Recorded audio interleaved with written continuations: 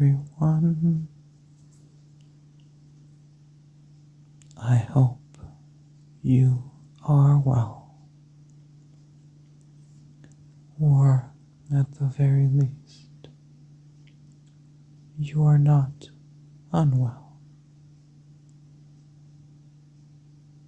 I hope the night is cold and pleasant where you are,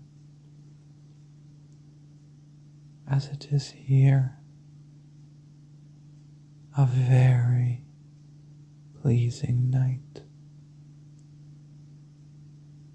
I don't know if you can feel it, but it's just the right amount of coldness and just enough stillness. There is noise, but between the noise there is a short, present quietness. And we don't want that, however pleasing it may be. So I'd like to read aloud a little bit. Something which I like to read. A little book given to me by a very close friend. A friend I have not seen in quite a while. But she introduced me to this book called Anthropology of Male Same-Sex Sexuality in the Everyday Behavior and Identity by Inez. I would like to read a little bit for you so you may understand what it is I like so much about it. Can you hear me when I whisper like this? I see your ears prickling up, but can you hear me at all?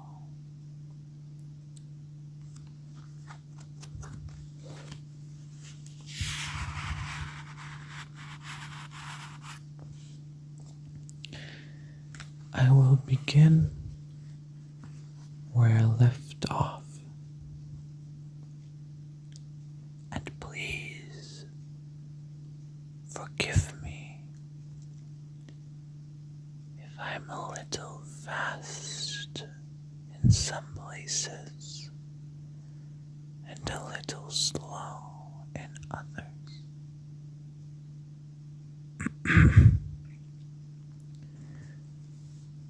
As we have seen in a few episodes, the open communication between males regarding their requirements of personal sexuality are construed spatial borders in the gay world. It is divided in a great number of so-called gay circles, which are characterized with particular specificities. The very term gay circle refers to the fact these forms of socializing have a tendency to be a closed formation. I love this. She's talking about geometry, and that a circle is closed, as if any other form is open. do find it funny. I really like this book. Created from boys which in continuity create contact for different reasons, but mostly for friendship and creating new same-sex relations. Gay circles function if they are the center of public discourse, gossiping between boys, men, can acquire a certain status in the gay world.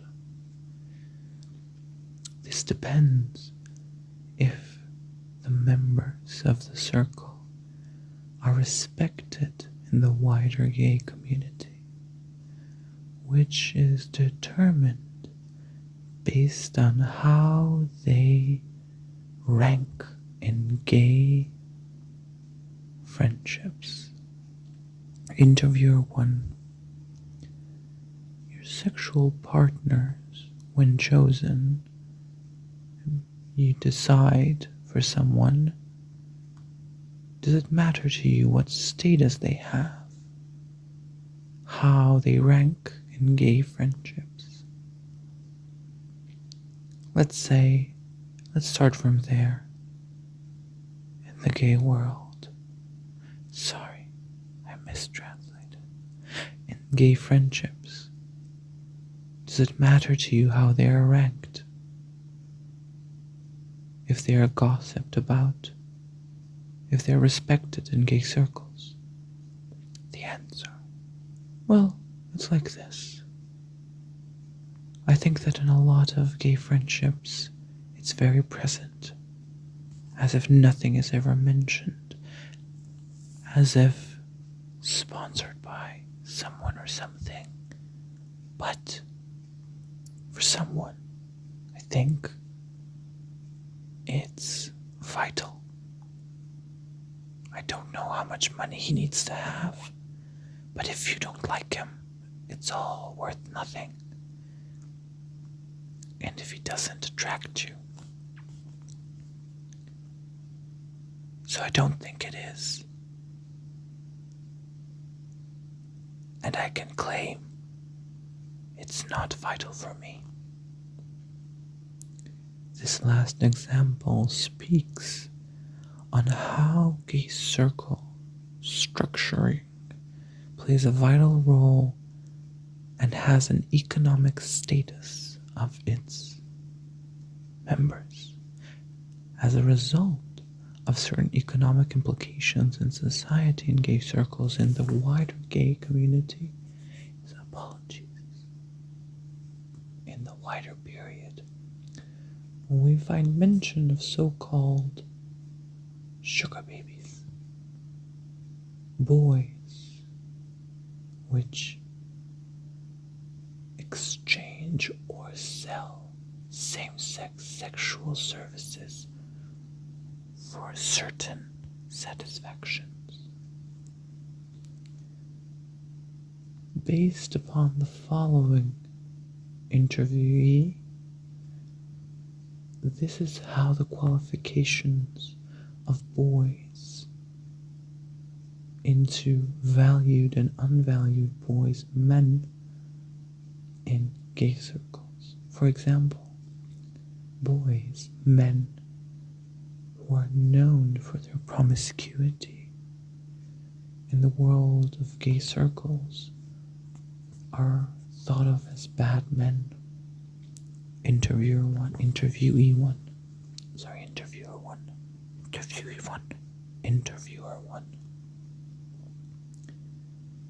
Does it matter if they know of him, if he is valued in gay circles?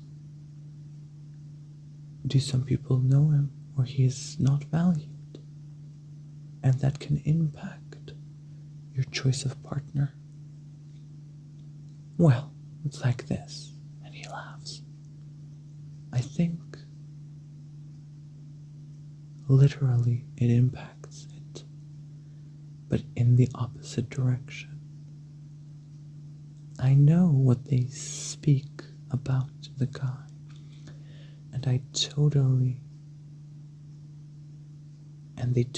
do not recommend me him, and I want to be with him, particularly. They laugh. Interviewer 1. Because they don't recommend him, they laugh, and he answers, yes. And it's always not just about sex, but it's also for example, hanging out, those kinds of things.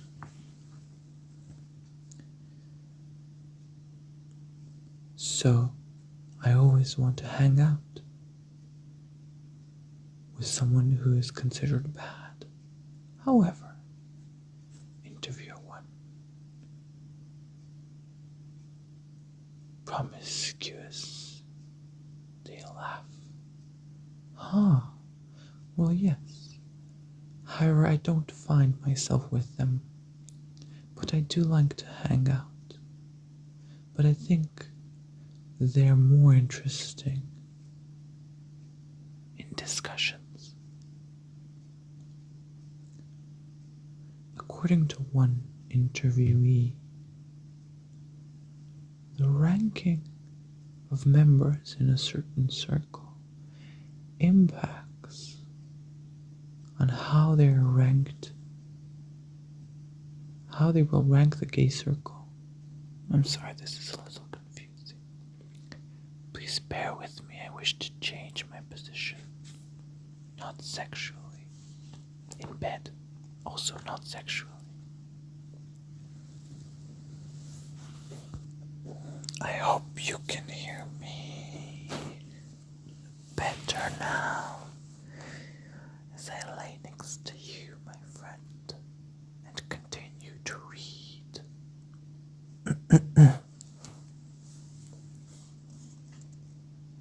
In other words, they find a certain status in the gay world. From this expression of the researcher, we can discover certain positions based on how the boys are treated in gay circles. Interviewer 1.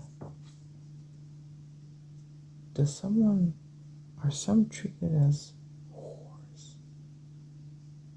Or are some treated, let's say, like high class?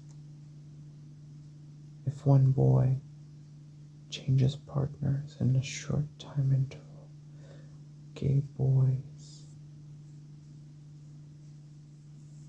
the term promiscuity with which the boys refer to themselves, which have a great number of partners just for one night. If gay circles are gossiped about, or have gossip activity within them, they have the status of a high-ranking gay circle. Interviewer 1. Does it matter to you what status gay circles have, i.e. your sexual partners? The guy asks, what status? Interviewer says, are they ranked highly in gay circles? Are they gossiped about? Well, the interviewee says, yes, yes. If someone is being gossiped about, if they are recognized in public, I try to avoid them in some way, or I'll tell them. For I consider myself a very honest person. I'm sorry, that was loud. I hope your ears were not startled. But he sees himself as an honest person. Is one of the most valued segments of the sexual life of these boys is the keeping of secrecy of details of their same-sex relations. In other words, the very sexual act between boys. This technique of keeping details of same-sex sexual relations for oneself, while at the same time affirming the relation and relationship as an intimate element between two partners which are in a relationship. Gay boys term discretion. Oh, this is a big word, discretion. Let's read it again. As one of the most important segments of same-sex life of boys is the keeping of secrets of details of their same-sex relations, i.e. the very sexual act between boys. This technique of keeping details of sexual same-sex relations for oneself at the same time affirms the gay relation and the relation as intimacy between two partners which are in a relationship. This the gay boys call discretion. I would like to read it once more because this is where the crux is. One of the most vital segments of the sexual life of boys is the keeping of secrecy of those details of same-sex relations, i.e. the very same-sex relation between boys. This technique of keeping details of sexual same-sex relations for oneself raises and affirms the relation as intimate between two partners which are in a relationship. Interviewer 1. Does it matter to you to keep it as a secret, your sexual relation? The interviewee. It matters to me. But depends on who's keeping that secret. For example, it matters to me to who it will arrive. In any case, it will not be same. It will not be the same to me if he says everything to anyone. Interview, no. I do not refer to actions which he does. I refer generally that someone is in a relationship with you.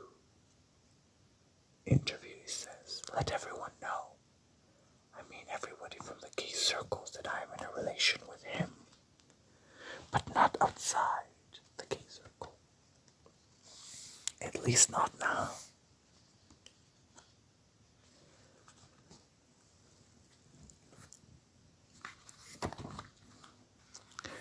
Let us take a short rest and dissect what that little phrase, at least for now, reveals.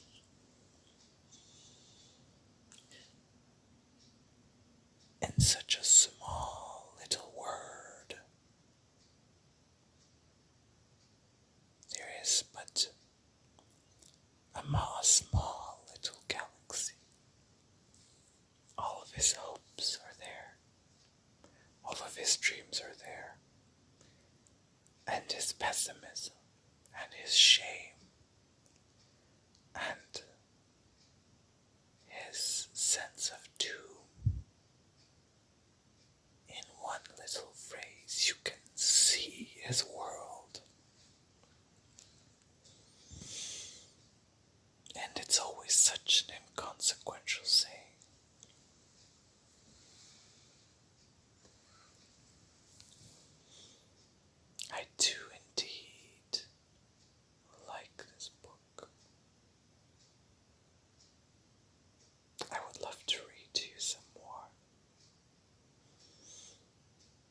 But alas, I am sleepy.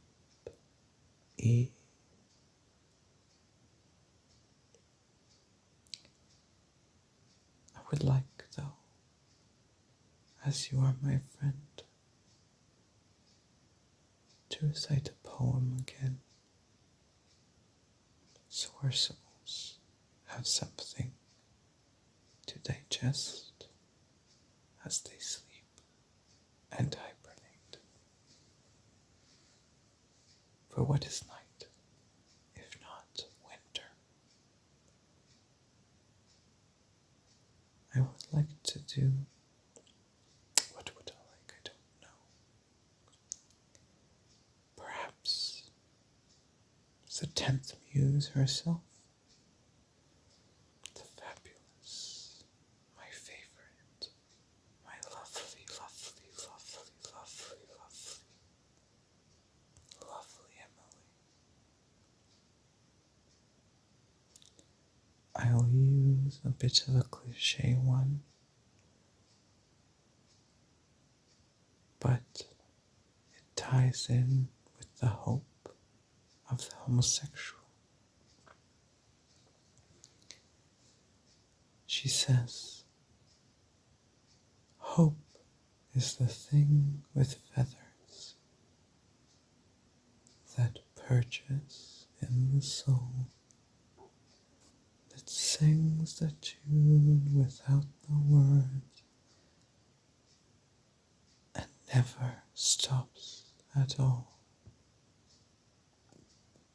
And sweetest in the gale is heard, and sore must be the storm that could abash the little bird that kept so many warm.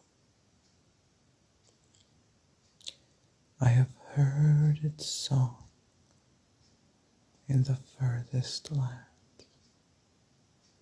and on the strangest seas, yet never in extremity it asked a crumb of me.